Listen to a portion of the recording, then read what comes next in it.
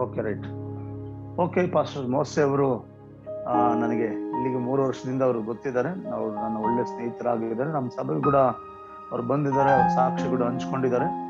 ಈ ಸಮಯದಲ್ಲಿ ನಾನು ಅವ್ರ ಜೊತೆ ಮಾತಾಡ್ತಿರೋದು, ಖಂಡಿತ ಅವ್ರ ಸಭೆಗೆ ನಾನು ಮಾತಾಡ್ತಿರೋದು ದೇವ್ರ ಕೃಪೆ ಎಂಬುದಾಗಿ ನೆನೆಸ್ತೀನಿ.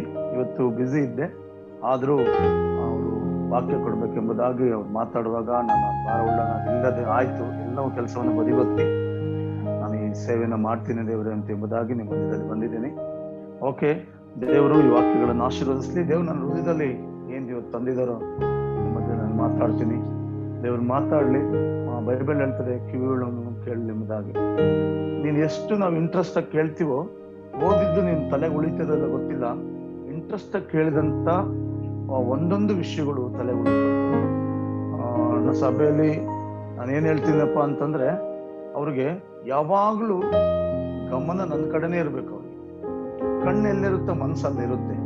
ಅದಕ್ಕೆ ನೀವು ಎಷ್ಟು ಇಂಟ್ರೆಸ್ಟ್ ಆಗಿ ಕೇಳ್ತಾರೋ ಅಷ್ಟು ನಿಮ್ ಒಳಗಡೆ ಅದು ನೆಲೆಗೊಂಡಿರುತ್ತೆ. ಒಂದು ವೇಳೆ ಒಲೆಯಲ್ಲಿ ಹಾಲಿಟ್ಟಿದೀನಿ, ಇಲ್ಲಾಂದ್ರೆ ಮಕ್ಕಳು ಬಂದ್ರು, ಇಲ್ಲಾಂದ್ರೆ ಏನೋ ವಿಷಯಗಳನ್ನ ನಾವು ಮಾತಾಡ್ತಾ ಇದ್ರೆ ಖಂಡಿತ ಅದು ನಮ್ಗೆ ಕೇಳಿಸಲ್ಲ. ಅದಕ್ಕೆ ನಮ್ಗೆ ಕೇಳಲ್ಲ. ನೀವು ಗಮನ ಪೂರ್ತಿ ಇರ್ರಿ. ಈ ಸಮಯ ಎಷ್ಟೋ ಬ್ಯುಸಿ ಕಾರ್ಯಗಳನ್ನು ಬಿಟ್ಟು ನಿಮ್ಮ ಮಧ್ಯದಲ್ಲಿ ಪಾಸ್ಟ್ರು ನಾನು ಸುಮ್ಮನೆ ಒಂದು ಮೆಚ್ಚ ಕೇಳಲ್ಲ. ಯಾವಾಗ್ಲೂ ನಾನು ಬೆಳಗ್ಗೆ ಎದ್ರೆ ವಾಕ್ಯದಲ್ಲಿ ಇರ್ತಾರೆ, ಯಾವಾಗ ನೋಡಿದ್ರು ವಾಕ್ಯದ. ಕಾರಣ ಯಾಕಂದ್ರೆ ನಿಮ್ ಮೇಲಿರುವಂತ ಒಂದು ಪ್ರೀತಿ, ಸೇವೆ, ದಾಹ. ನಮ್ಮ ಮಕ್ಕಳು ಏನಾರ ಮಾಡಿ ನಮ್ಮ ಮಕ್ಕಳು ಬದಲಾಗ್ಬೇಕು, ದೇವರಲ್ಲಿ ಇರ್ಬೇಕು, ಸೇವೆ ಮಾಡ್ಬೇಕಂತ ಒಂದು ಭಾರ ದೇವರವ್ರಿಗೆ ಕೊಟ್ಟಿದ್ದಾರೆ. ಖಂಡಿತ ಹೃದಯ ನಮಗಿಲ್ಲ. ಯಾಕಂತಂದ್ರೆ ಏನ್ ಬರ್ತಾರೆ ಬಿಡು, ಮಾಡೋಣ ಬಿಡು ಅಂತ ಹಂಗೆ ವೇಳೆ ನಾವು ಮಾಡ್ತಾ ಇರ್ಬೋದು. ಆದ್ರೆ ದೇವ್ರ ಕೃಪೆ ಒಳ್ಳೆ ಸೇವಕರನ್ನ ಕೊಟ್ಟಿದ್ದಾರೆ. ಆದ್ರೆ ಒಂದು ಹೊಸ ಸೇವಕನ ಕರೆದು ನಮ್ಮ ಮಕ್ಕಳು ತಂಗ್ಳು ಊಟ ಮಾಡೋದ್ ಬೇಡ, ಬಿಸಿ ಬಿಸಿ ಊಟ ಮಾಡ್ಲಿ, ಒಳ್ಳೊಳ್ಳೆ ವಾಕ್ಯದ ಊಟವನ್ನ ನಿಮಗೆ ಬಡಿಸ್ತಾ ಇದ್ದಾರೆ. ನೀವೇನಾರ ಇದನ್ನ ಅಸಡ್ಡೆಯಾಗಿ ಒಂದು ವೇಳೆ ಬಿಟ್ಟಿಯಾಗಿ ಬಿಡು ಅಂತ ತಾಚ್ಕನ ಮಾಡಿದ್ರೆ ಖಂಡಿತ ದೇವ್ರ ಲೆಕ್ಕ ಕೇಳ್ತಾರೆ. ಯಾಕಂದ್ರೆ ಅವ್ರ ಹೃದಯದ ಕಣ್ಣೀರಿದು. ಹಂಗಾಗಿ ಅವ್ರ ಭಾರ ಇದು. ಇದನ್ನ ಸುಮ್ನೆ ಎಲ್ಲಾನು ಕೇಳಿ, ಪಾಸ್ಟರ್ ನೀವು ಮಾತಾಡಿ, ನೀವು ಯಾಕೆ ಅವ್ರಿಗೆ ಮಾತಾಡೋದು ಗೊತ್ತಿಲ್ವಾ? ಇಲ್ಲ, ಹೊಸ ಹೊಸ ವಾಕ್ಯಗಳು, ರಹಸ್ಯಗಳು ಅವ್ರು ತಿಳ್ಕೊಬೇಕು ಅನ್ನೋ ಒಂದು ಭಾರ ದೇವರು ಅವ್ರಿಗೆ ಕೊಟ್ಟಿದ್ದಾರೆ. ನಾನು ಸೇವೆಯಲ್ಲಿ 17 ವರ್ಷದ ಸೇವೆಯಲ್ಲಿ ನಾನು ಬರ್ತಾ ಇದ್ದೀನಿ. ಹಾಗಾಗಿ ನನ್ನ ಅನುಭವದಲ್ಲಿ ನಾನು ಹೇಳ್ತಾ ಇದ್ದೀನಿ, ನೀವು ಎಷ್ಟು ಆಸಕ್ತಿ ಉಳ್ಳವರಾಗಿ ವಾಕ್ಯಗಳನ್ನು ಕೇಳ್ತಿರೋ, ನಾನು ಹೇಳ್ತೀನಿ, ಚೆನ್ನಾಗಿ ವಾಕ್ಯ ಓದಿದಂಗೆ ನಿಮ್ಗೆ ಅರ್ಥ ಆಗುತ್ತಿಲ್ಲ, ಅದು ಒಳಗೆ ಉರಿತ ಗೊತ್ತಿಲ್ಲ. ಆದ್ರೆ ನಿನ್ಗೆ ಎಷ್ಟು ಆಸಕ್ತಿ ಆಗಿ ನೀನ್ ಕೇಳುವಾಗ ಅದು ನಿನ್ನೊಳಗೆ ಉಳಿತದೆ. ಇವತ್ತು ನಾನು ವಾಕ್ಯದ ಭಾಗಕ್ಕೆ ಹೋಗ್ತೀನಿ. ಏನಂತಂದ್ರೆ, ನಾವು ಸುವಾರ್ತೆ ಸಾರ್ತೀವಿ. ಸುವಾರ್ತೆ ಸಾರುವಾಗ ನಾವೇನ್ ಮಾಡ್ಬೇಕು? ಓಕೆ, ನಮ್ಗೆಲ್ಲರಿಗೂ ಬೇಕು, ನಮ್ಗೆ ಗೊತ್ತಿಲ್ಲ ಪಾಸ್ಟರ್, ನಮ್ಗೆಲ್ಲ ಗೊತ್ತು ಸುವಾರ್ತೆ. ನನ್ನ ಮುಖಾಂತರವಾಗಿ ಏನ್ ಮಾತಾಡ್ತಾನೋ ಅದನ್ನ ನೀವು ಕೇಳಿಸ್ಕೊಳ್ಳಿ. ಓಕೆ, ಸುವಾರ್ತೆ ಸಾರ್ಬೇಕಂದ್ರೆ ಯೇಸು ಸ್ವಾಮಿ ಏನ್ ಮಾಡಿದ್ರು? ಇದು ತುಂಬಾ ಇಂಪಾರ್ಟೆಂಟ್. ಸುವಾರ್ತೆ ಸಾರ್ಬೇಕು, ನೀವು ಸಾರ್ಬೇಕು, ನಾನು ಸಾರ್ಬೇಕು. ಸುವಾರ್ತೆ ಸಾರ್ಬೇಕಂದ್ರೆ ಏನ್ ಮಾಡ್ಬೇಕು? ಯೇಸು ಸ್ವಾಮಿ ಇಲ್ಲಿ ಹೇಳ್ತಾರೆ, ಮುಂಜಾನೆ ಪ್ರಾರ್ಥನೆ ಮಾಡ್ತಾ ಇದ್ರಂತೆ ಯೇಸು ಸ್ವಾಮಿ. ಯಾಕಂದ್ರೆ ಮುಂಜಾನೆ ಪ್ರಾರ್ಥನೆ ಮಾಡಿ ಸಂಜೆವರೆಗೂ ಎಲ್ಲ ಜನಗಳ ಮಧ್ಯದಲ್ಲಿ ಸಂಚರಿಸ್ತಾ ಇದ್ರು. ಈ ಮುಂಜಾನೆ ಪ್ರಾರ್ಥನೆ ಯಾಕೆ ಮಾಡ್ಬೇಕು? ಯಾಕೆ ಯೇಸು ಸ್ವಾಮಿ ಮುಂಜಾನೆ ಪ್ರಾರ್ಥನೆ ಕಳಿಸ್ಕೊಟ್ರು? ಅದ್ರ ಬಗ್ಗೆ ಸಂಜೆ ಪ್ರಾರ್ಥನೆ, ಏಕಾಂತವಾದ ಪ್ರಾರ್ಥನೆ, ಅದ್ರ ಬಗ್ಗೆ ರಾತ್ರಿ ಎಲ್ಲಾ ಪ್ರಾರ್ಥನೆ, ಇದ್ರ ಕುರಿತಾಗಿ ನಾನು ನಿಮ್ಮ ಮಧ್ಯದಲ್ಲಿ ಮಾತಾಡಕ್ ಬರ್ಬೇಕಂತ ಅನ್ಕೊಂಡಿದ್ದೀನಿ ಒಂದು ವಾರ. ಓಕೆ, ಯಾಕೆ ಅವ್ರು ಹೋಗಿ ಮುಂಜಾನೆ ಪ್ರಾರ್ಥನೆ ಯೇಸು ಸ್ವಾಮಿ ಮಾಡೋದು ನಮ್ಗೆ ಹೇಳ್ಕೊಟ್ರು? ಯಾಕಂದ್ರೆ ಆ ವಾಕ್ಯ ಓದೋಣ. ಈ ಸಮಯದಲ್ಲಿ ಇದು ಮಾರ್ಕನ ಬರೆದ ಸುವಾರ್ತೆ 1ನೇ ಅಧ್ಯಾಯ, ಅದರಲ್ಲಿ ಸಮಯದಲ್ಲಿ ಓದೋಣ 35ನೇ ವಚನ.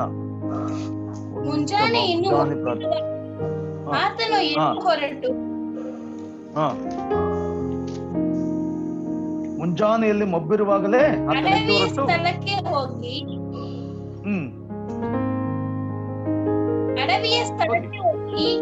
ದೇವರನ್ನು ಪ್ರಾರ್ಥಿಸುತ್ತಿದ್ದನು. ಅಲ್ಲಿ ಮೇಲ್ಗಡೆ ಒಂದು ಹೆಡ್ಲೈನ್ಸ್ ಐತೆ, ಅದೇನಂತೆ ಹೋದ್ರಿ? ಯೇಸು ಸುವಾರ್ತೆಯನ್ನು ಸಾರುತ್ತಾ ಗಲೀಲಿಯದಲ್ಲಿ ಸಂಚರಿಸಿದನು. ಮೇಲ್ಗಡೆ ಹೆಡ್ಲೈನ್ಸ್ ಒಂದಿದೆ, ಅದ ಕರೆಕ್ಟಾ? ಓಕೆ, ಇಲ್ಲಿ ಮುಂಜಾನೆ ಇನ್ನು ಮಬ್ಬಿರುವಾಗ ಆತನು ಎದ್ದು ಹೊರಟು ಹೋಗಿ ಅಡವಿಯ ಸ್ಥಳಕ್ಕೆ ಹೋಗಿ ದೇವರನ್ನು ಪ್ರಾರ್ಥಿಸುತ್ತಿದ್ದನು. ಓಕೆ, ಈ ಮುಂಜಾನೆ ಪ್ರಾರ್ಥನೆ ಯಾಕೆ ಮಾಡಬೇಕು ನಾವು ಅಂತಂದ್ರೆ, ಓಕೆ, ಇಡೀ ದಿನ ಒಂದು ವೇಳೆ ನೀನು ಸುವಾರ್ತೆ ಸಾರ್ತೀಯೋ, ಇಲ್ಲ ನೀನ್ ಸಂಸಾರದಲ್ಲಿ ನೀನು ಜೀವನ ಮಾಡ್ತೀಯೋ, ಒಂದು ವೇಳೆ ಸೇವೆ ಮಾಡ್ತೀಯೋ, ಒಂದು ವೇಳೆ ಲೋಕದಲ್ಲಿ ವ್ಯವಹಾರ ಮಾಡ್ತೀಯೋ, ಕೆಲಸ ಮಾಡ್ತೀಯೋ ಗೊತ್ತಿಲ್ಲ. ಆದ್ರೆ ಒಬ್ಬ ಮನುಷ್ಯನಿಗೆ ಮುಂಜಾನೆ ಪ್ರಾರ್ಥನೆ ತುಂಬಾ ಇಂಪಾರ್ಟೆಂಟ್. ಈ ಮುಂಜಾನೆ ಪ್ರಾರ್ಥನೆ ಎಷ್ಟು ನೀನು ಎದ್ದು, ಅತಿ ಮೊಬ್ಬಿರುವಾಗಲೇ ಎಲ್ಲಾ ಪಕ್ಷಿಗಳು ಎದ್ದು ಕಿಚ್ ಕಿಚ್ ಕಿಚ್ ಕಿಚ್ ಕಿಚ್ ಕಿಚ್ಕಿಂದು ಕಾರ್ ಅಂತೇಳಿ ಅರಿಸ್ತಾ ಇರ್ತಾರೆ. ಕಾರಣ ಯಾಕಂದ್ರೆ ದೇವ್ರೆ ಈ ಬೆಳಗಿನ ಸಮಯ ನಾನು ನೋಡ್ತೀನಿ ಅಂತೇಳಿ ಅವೆಲ್ಲ ಚೆನ್ನಾಗಿ ಆರಾಧಿಸ್ತವಂತೆ. ಅದಕ್ಕೆ ಓಕೆ, ಈ ನಾವುಗಳು ಆ ಪಕ್ಷಿಗಳು ಎದ್ದೇಳೋದಕ್ಕಿಂತ ಮುಂಚೆ ಮುಂಜಾನೆ ಎದ್ದು ದೇವರನ್ನ ಆರಾಧಿಸುವಾಗ, ಒಬ್ಬ ವಿಶ್ವಾಸಿ 5 ಗಂಟೆ ಮೇಲೆ ಮಲಗಬಾರ್ದು. ಹೈಯೆಸ್ಟ್ ಓವರ್ ಅಂತ 5:30 ಮೇಲೆ ಮಲಗಿದ್ರೆ ಅವ್ನು ವಿಶ್ವಾಸಿ ಅಲ್ಲ. ಮತ್ತೆ ಸೇವಕರಾದ ನಾವುಗಳು 5:30 ಮೇಲ್ಪಟ್ಟು ಯಾವತ್ತೂ ಮಲಗಕೂಡದು. ಓಕೆ, ಯಾಕೆ ಮಲಗಬಾರ್ದು ಅಂತಂದ್ರೆ, ನಾನು ಹೇಳ್ತೀನಿ, ಮುಂಜಾನೆ ಪ್ರಾರ್ಥನೆ ಎಷ್ಟು ಮನುಷ್ಯನಿಗೆ ಅವಶ್ಯಕತೆ ಅಂತಂದ್ರೆ, ಊಟ, ಒಬ್ಬ ವ್ಯಕ್ತಿಗೆ ನೀರು, ಗಾಳಿ ಎಷ್ಟು ಅದು ಅವಶ್ಯಕತೆನೋ ಅಷ್ಟು ನಮ್ಮ ಆತ್ಮಿಕ ಜೀವಿತಕ್ಕೆ ಪ್ರಾರ್ಥನೆ ಅವಶ್ಯಕತೆ.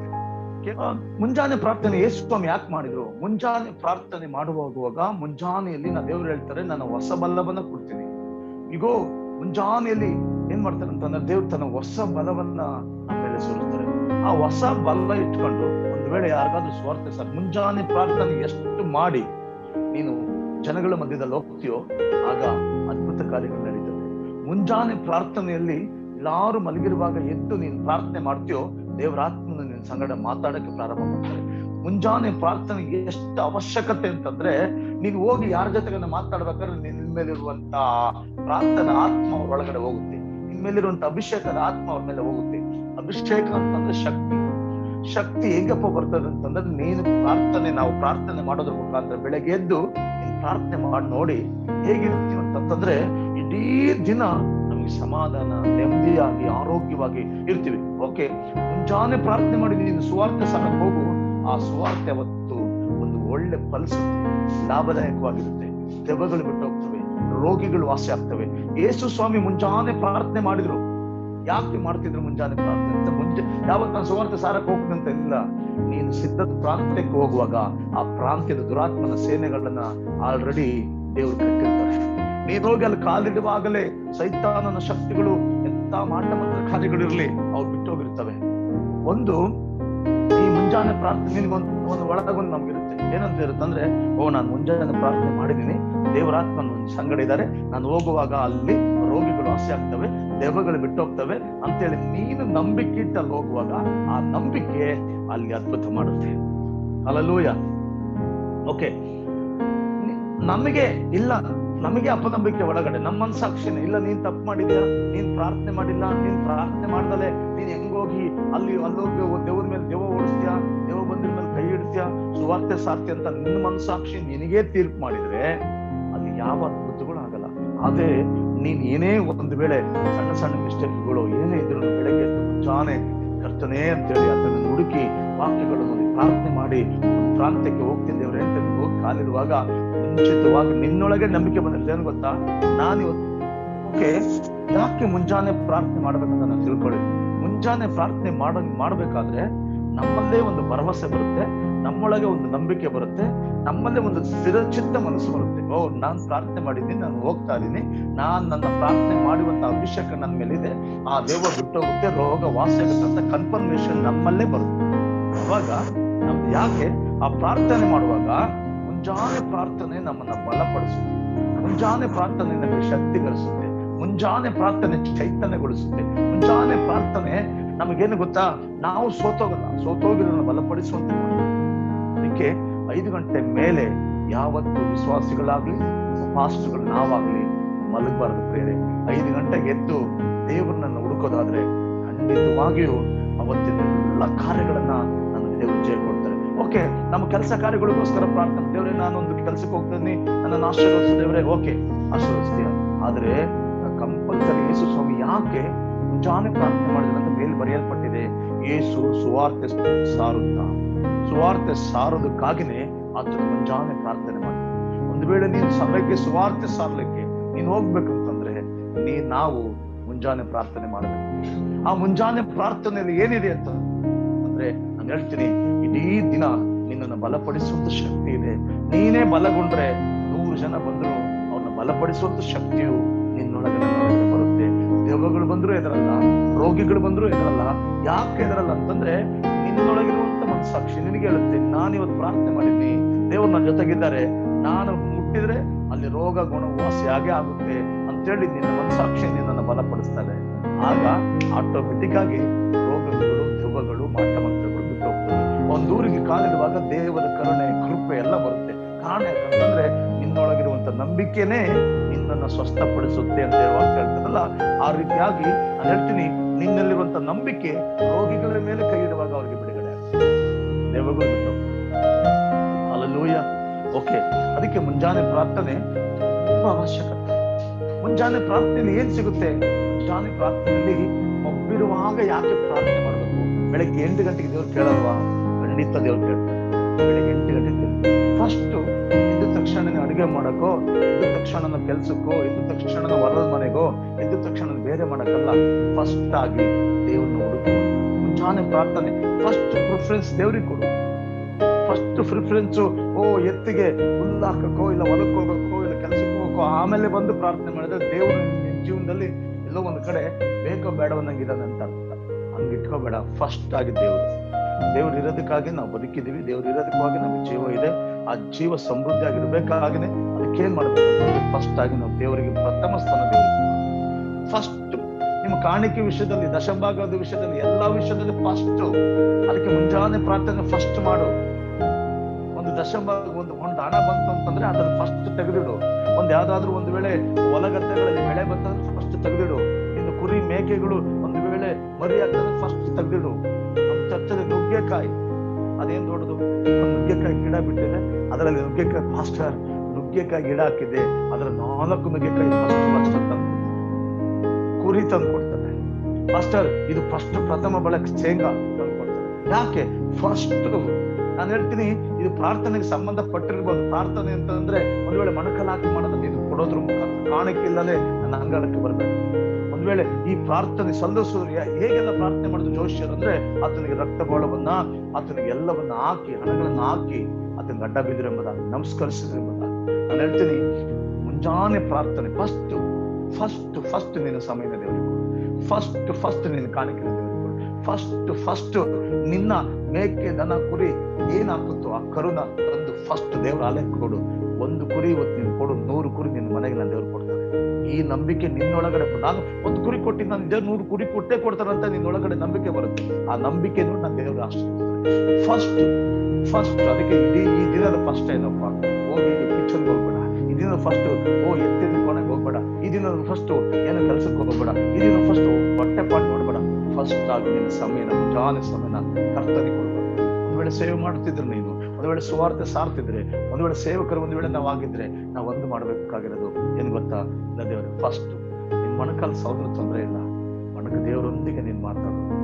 ಬೆಳಗಿನ ಸಮಯದ ಪ್ರಾರ್ಥನೆ ಯಾವ ವ್ಯಕ್ತಿ ಮಾಡ್ತಾನೋ ಇಡೀ ದಿನ ಅವನು ಆಶೀರ್ವದಿಸಲ್ಪಟ್ಟ. ಬೆಳಗಿನ ಮುಂಜಾನೆ ಪ್ರಾರ್ಥನೆ ದೇವರೊಂದಿಗೆ ಯಾವ ವ್ಯಕ್ತಿ ಮಾತಾಡ್ತಾನೋ ಅವನು ಎಂತ ನಾವು ಬಂದ್ರು ಏನೇ ಆದ್ರೂ ಅದನ್ನು ಎದುರಿಸುವಂತ ಶಕ್ತಿ ಮುಂಜಾನೆ ಪ್ರಾರ್ಥನೆ ಇದೆ. ಮುಂಜಾನೆ ಪ್ರಾರ್ಥನೆ ಮಾಡದೆ ಎಲ್ಲೂ ಹೋಗ್ಬೇಡ. ಮುಂಜಾನೆ ಪ್ರಾರ್ಥನೆ ಮಾಡದೆ ಎಲ್ಲೂ ಹೋಗ್ಬೇಡ ಅಂತಂದ್ರೆ ಸ್ವಾರ್ಥ ಸಾರಕ್ಕೆ ಹೋಗ್ಬೇಕು. ನೀನು ಸಿದ್ಧ ಮನಸ್ಸಿಂದ ಹೋಗ್ಬೇಕು. ನೋಡಿ, ಸ್ವಾಮಿ ಮುಂಜಾನೆ ಪ್ರಾರ್ಥನೆ ಮಾಡಿ ಹೋಗ್ತಾ ಇದ್ರು ಸ್ವಾರ್ಥ ಸಾರಲಿಕ್ಕೆ. ಕಾರಣ ಯಾಕಂದ್ರೆ ದೆವ್ವಗಳು ಬಿಟ್ಟು ಹೋಗ್ತವೆ, ರೋಗಿಗಳು ವಾಸಿ ಆಗ್ತವೆ, ಅದ್ಭುತಗಳು ಆಗ್ತವೆ. ಮುಂಜಾನೆ ಪ್ರಾರ್ಥನೆ ಮಾಡದೆ ಹೋಗ್ಬಿಟ್ರೆ, ವೇಳೆ ಒಬ್ಬ ಯುದ್ಧಕ್ಕೆ ಹೋಗೋನು ಆ ಕತ್ತಿನ ಚೂಪಾಗಿ ಮಸಿಬೇಕಂತೆ.